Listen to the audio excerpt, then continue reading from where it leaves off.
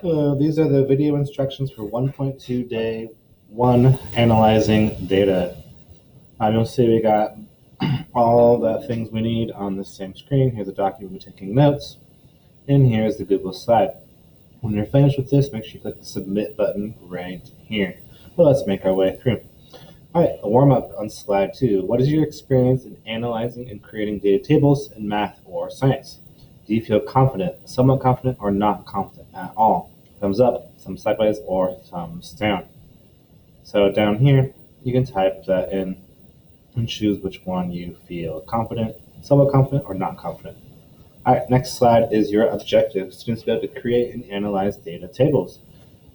Make sure you're writing the underlined bold things up here and on the document down here.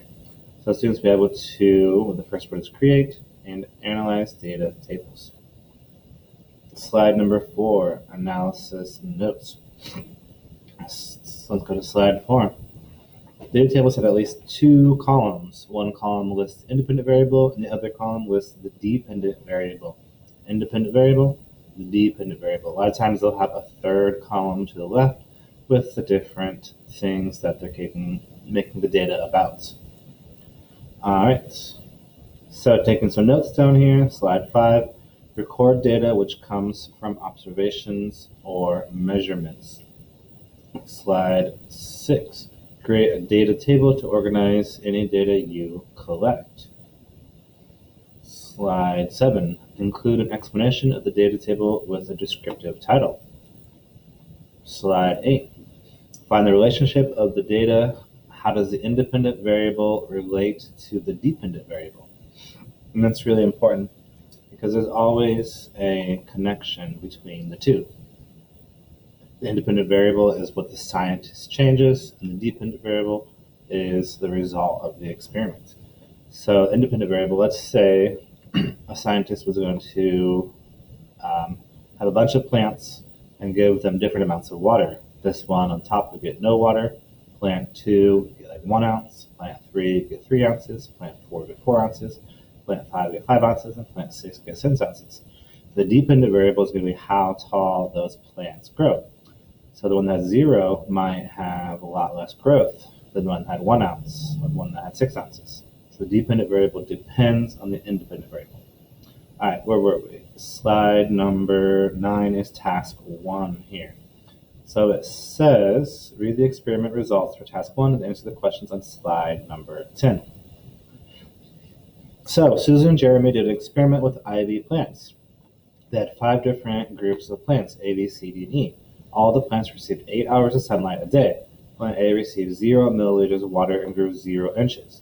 Plant B received 2 milliliters of water and grew 2 inches. Plant C received 5 milliliters of water and grew 3 inches. Plant D received 7 milliliters of water and grew 6 inches. And plant E received 10 milliliters of water and grew 3.5 inches. All right, first of all, we need to figure out what the independent variable, the dependent variable, and the controls are. You're going to type those in here. So remember, the independent variable is what the scientist changes. The dependent variable is the result of those changes. And the controlled variables are what is kept the same. So independent variables, 0 milliliters of water. Plant B, 2 milliliters of water. Plant C is 5 milliliters. Plant D is 7. And plant E is 10 milliliters. So the independent variable is the amount of water the plants got. The dependent variable is how high the plants grew, the number of inches. So some grew 0 inches, 2 inches, 3 inches, 6 inches, and the last one grew 3.5 inches. The control variables, those are the things that stay the same. 8 hours of sunlight. That's going to be the same every single day, so that's your control variable. And that's the slide for that. And here's the results filled in onto a table. So I did the results for you so you can see what it looks like. So you can make your own in a second here. The data table shows how the results are put into a table. Reread slide 9 to see how the data from the table matches the data from the experiment results. So again, so it says plant A, 0 milliliters, 0 inches. That was right here. All the plants received, plant A received 0 milliliters of water and grew 0 inches. All right, let's go on to the next thing. Task 2. Read the data table from the baseball game on the next slide and write the data into the data table.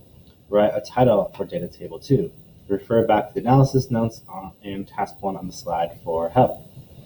All right, so task number 2.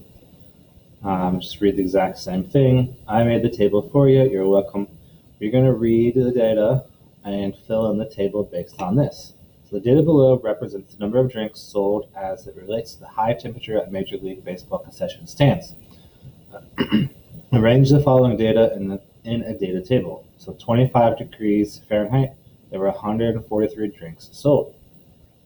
So come down here, it's 25, and the number of drinks sold are 143.